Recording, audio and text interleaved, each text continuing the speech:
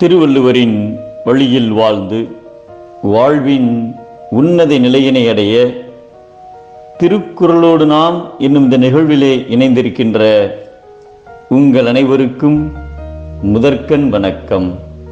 குறள் எண் 360, அதிகாரம் மெய்யுணர்தல்.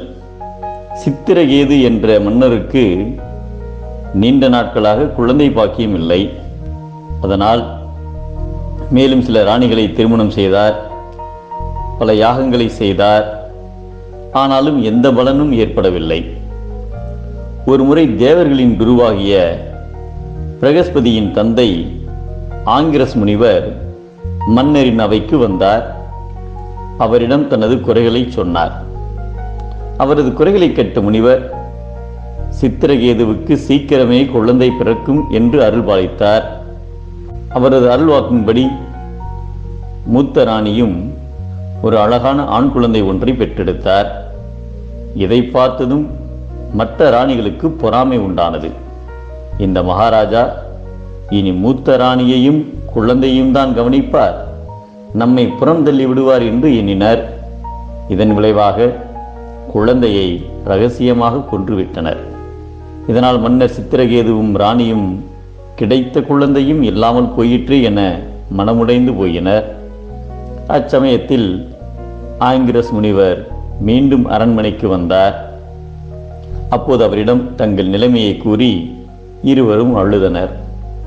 அப்போது ஆங்கிரஸ் முனிவர் இறப்பு என்பது அனைவருக்கும் பொதுவானது என்று எவ்வளவோ எடுத்துச் சொல்லியும் அவர்கள் சமாதானமாகவில்லை.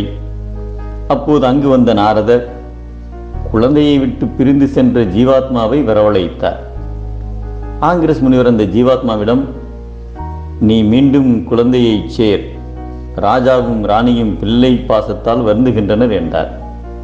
அதற்கு அந்த ஜீவாத்மா, நான் இப்பிறப்பில் இவர்களுக்கு பிள்ளை, ஆனால் முற்பிறப்பில் நான் இவர்களுக்கு தந்தையாக இருந்தேன். இந்த உறவுகள் எல்லாம் ஜீவன் உடலில் இருக்கும் வரை மட்டுமே. நான் பிறவி சக்கரத்தில் இருந்து விடுபடவே விரும்புகிறேன். எனவே இந்த உடலை சேர நான் விரும்பவில்லை என்று கூறியது. அப்போதுதான் சித்திரகேது வாழ்வின் உண்மை நிலையை புரிந்து கொண்டார். அதற்கு பிறகு தன் மனதில் விருப்பு வெறுப்பு எதற்கும் இடம் கொடாமல் தாமரை இலை மேல் தண்ணீர் போல் வாழ்ந்தார். ஆசை, வெறுப்பு, அறியாமை ஆகிய மூன்றினுடைய பாதிப்பு இல்லாமல் ஒழுகினால் துன்பங்கள் வராமல் கெடும் என்பதை காமம், வெகுளி, மயக்கம் இவை மூன்றன் நாமம் கெட கெடும் நோய் என்கிறார் நம் தெய்வப்புலவர் திருவள்ளுவர். ஆசை துன்பத்திற்கு அடிப்படை, அன்பும் அறிவும் இன்பத்தின் வெளிப்படை.